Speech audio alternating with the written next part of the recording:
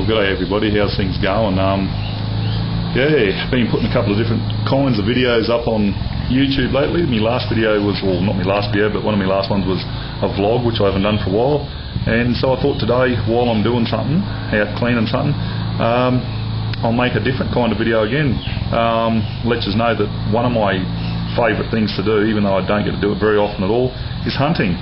I am a hunter, a rifle shooter.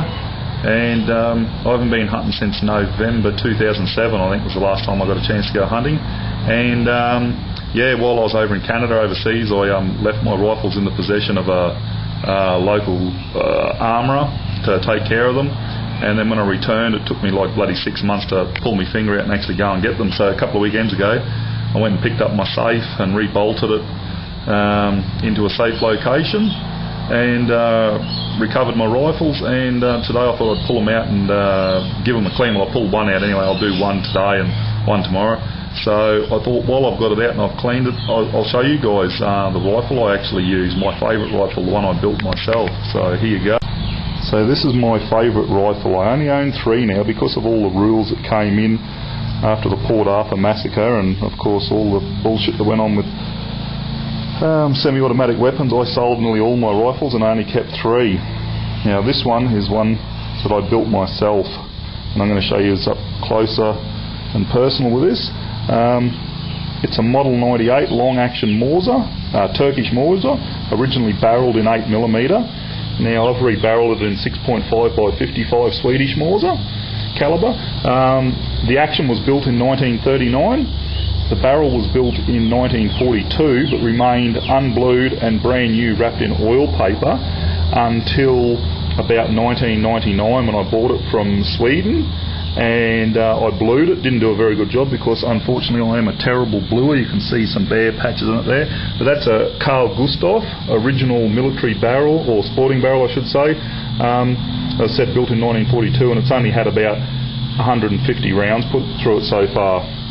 You can see here, for anyone that knows Mausers, you can see that the straight pull bolt handle, there we go, that's a bit easier. Now you can see that, the straight pull bolt, these old Mausers, the bolt handle used to just come straight out the side here. You can see that I've actually cut it, re-welded it, ground it all back, polished her up and that, and made it nice. And the reason why I had to do that was to fit it underneath the scope. Now I have had a lot of trouble finding scope mounts high enough. You can see how bloody high these are. I finally sourced some from the US. And had to drill and tap the receiver there to put these dovetails on and the mounts. And even with those high mounts, the bolt still only just clears when I pull it all the way back.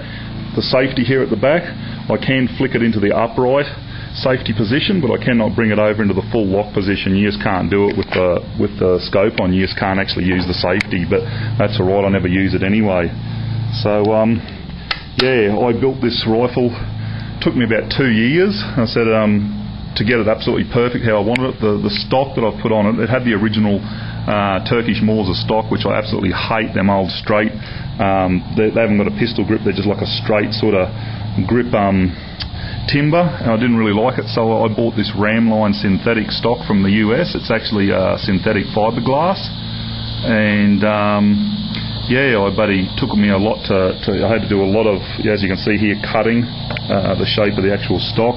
I've had to grind a lot away, file it, cut it. It took me a long time to get it exactly how I want.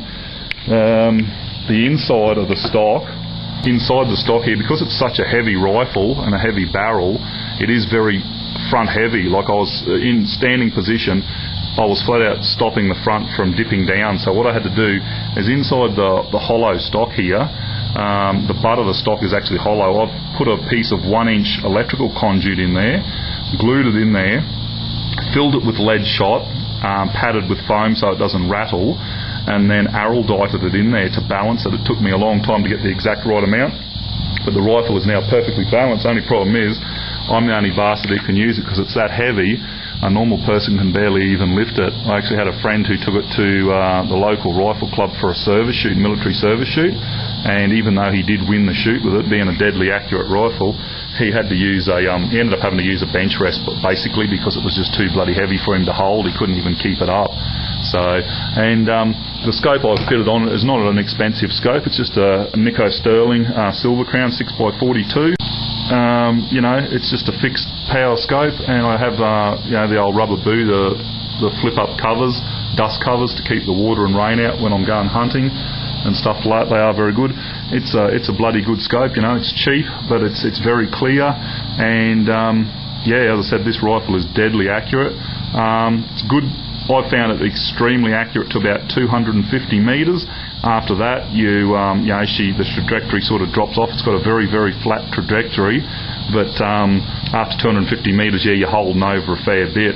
But I've knocked over buddy pigs and that with this rifle from 600 metres, no worries at all. It is a buddy deadly accurate rifle and really has some hitting power.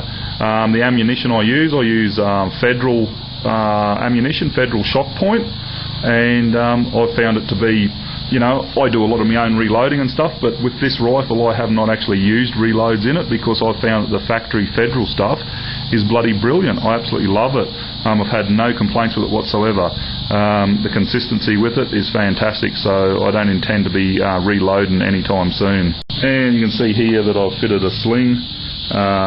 It's a buddy Uncle Mike's synthetic sling with the good quality swivels and that, removable swivels, quick release swivels that I've put on here. And as I said, I just love this rifle. It cost me, in the end, this rifle cost me $998 to build. I mean, at the time I could have gone out and bought like a Ruger Model 77 stainless steel synthetic stock for about $1,000.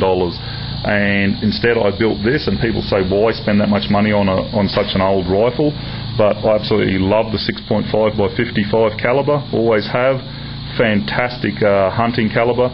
Has about the same hitting power as a 270 Winchester or a little bit less, but a lot flatter trajectory, as I said, and just absolutely deadly accurate. I just love this rifle, and it'll be with me to the day I die. I certainly won't be getting rid of it. So I have made video footage of me hunting with this rifle, and I did have it on YouTube many years ago, about 3 or 4 years ago, but yeah, they took it off. They found it to be unnecessarily cruel or bloody whatever they went on about. It was bloody stupid that a lot of people protested about me hunting, and they took it off. So unfortunately you'll have to wait till I make a new video and I'll sneak her in there somewhere.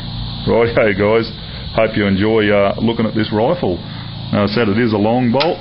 I just sort of pull the bolt out and just show you while I'm at it. Long action.